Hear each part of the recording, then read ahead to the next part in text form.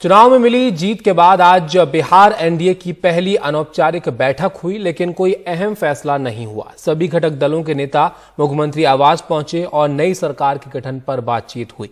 बैठक के बाद मुख्यमंत्री नीतीश कुमार ने कहा कि 15 नवंबर को एनडीए विधायक दल की संयुक्त बैठक होगी, जिसमें नई सरकार को लेकर सारे फैसले लिए जाएंगे। उसके बाद सरकार बनाने का दावा पेश किया जाएगा। आज नीतीश कैबिनेट की आखिरी बैठक होने जा रही है, जिसमें विधानसभा भंग करने और नई सरकार के गठन की प्रक्रिया शुरू करने के प्रस्ताव पर मुहर लगाई जाएगी। यही निर्णय हुआ कि 15 तारीख को 12:30 बजे दिन में हम लोग संयुक्त बैठक करेंगे विधायक मंडल दल की। सभी एक साथ बैठेंगे, चारों दलों के लोग, और उसी में जो भी निर्णय आगे का लेना है वो सब निर्णय लेंगे। उससे सब चीज तय होगा। जब एक बार निर्णय करके इसका दावा करेंगे और उसके बाद भी होता है ना। सर, मनीष हमारे साथ जुड़ गए हैं बात करने के लिए। मनीष, एनडीए विधायकों की बैठक अब 15 नवंबर को होगी, लेकिन आज की अनौपचारिक बैठक के क्या महत्वपूर्ण बातें रहीं, किन बातों पर चर्चा आज की गई? देखिए, इसमें जो सबसे बड़ी बात यह है कि जो एनडीए विधायक दल की बैठक की टाइम और तिथि तय हो गई, जिसमें कि नीतीश कुमार को सर्वसम्मति से निर्विरोध चुना जाएगा। उसके बाद में ये लोग दावा पेश करेंगे। ये एक सब सारी औपचारिकताएं हैं, और उसके बाद नई सरकार बनाने का राज्यपाल इन्हें आमंत्रण देंगे। और ये भी तय हो गया है कि ये जो शपथ ग्रहण समारोह 1-2 दिनों में, यानी कि या तो सोमवार या मंगलवार को निश्चित रूप से हो जाएगा, क्योंकि छठ के पहले नई सरकार बनाने की प्रक्रिया जो है पूरी की जाएगी।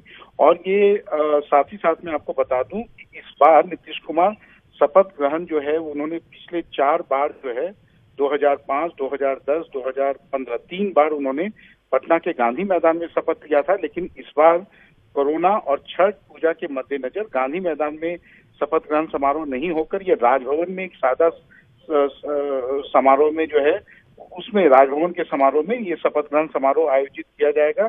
और वहीं पे पूरे मंत्रिमंडल को शपथ दिलाई जाएगी, जिससे कि नई सरकार का गठन छठ पूजा के पूर्व जो है संपन्न हो जाए। ताबिश मनीष, एक बात और आपसे जानना चाहेंगे कि ये बात तो साफ है कि नीतीश कुमार अब मुख्यमंत्री होंगे बिहार के, लेकिन उन्होंने एक बयान दिया कि उन्होंने दावा नहीं किया मुख्यमंत्री पद को लेकर। इसको लेकर कैसी अटकलें वहां लगाई जा रही?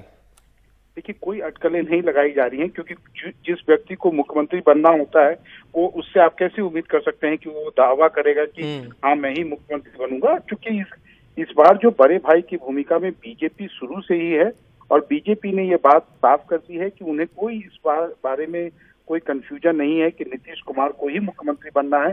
भले ही उनके बीच में सीटों का फासला करीब 30 सीटों का हो, लेकिन उसके बावजूद तो इससे थोड़ी सी आप कह सकते हैं कि वो मॉडेस्टी है, वो एक तरह से नीतीश कुमार अपनी विनम्रता दिखा रहे हैं, और वो दिखा रहे हैं कि उन्होंने कभी ये पद नहीं चाहा, बल्कि बीजेपी की इच्छा के अनुसार वो इस बार मुख्यमंत्री बन रहे हैं। तो शायद ये उस बात का जवाब था जो कि विपक्ष की तरफ से साधा गया कि आपकी सीटें कम हैं तो आप शायद ये पद छोड़ दीजिए। देखिए, कायदे से ये अगर आप कहें तो यही होता है कि जब सीटों का फासला बहुत ज्यादा होता है, हालांकि 2015 में भी उनको जो राष्ट्रीय जनता दल से 9 सीटें कम मिली थी, लेकिन उसके बावजूद वो सीटों का फासला बहुत ज्यादा नहीं था। इस बार चूंकि ये 30 से अधिक सीटों का फासला है, इसलिए थोड़ी सी कयास लगाई जा रही थी कि क्या नीतीश कुमार मुख्यमंत्री बनेंगे या नहीं बनेंगे। क्योंकि एक जो अभी तक मंत्रिमंडल में रेशियो चलता है वो आपके संख्या बल के आधार पर होता है, और उस आधार पर माना गया था कि बीजेपी के अधिकांश मंत्री होंगे, बीजेपी का ही उप मुख्यमंत्री तो पहले भी था। हो सकता है कि इस बार एक से ज्यादा लोगों को बनाने की उनकी तरफ से इच्छा जाहिर की जाए। तो इन सभी चीजों के पृष्ठभूमि में ये सारे अटकलें या कयास लगाई जा रही है। ताबिश, शुक्रिया मनीष जी आपका सब जानकारी के लिए। तो आज अनौपचारिक बैठक में फैसला लिया गया कि 15 नवंबर को जो एनडीए है उसके विधायकों की बैठक होगी, जिसमें सरकार की आगे की रूपरेखा क्या होगी उस पर चर्चा की जाएगी।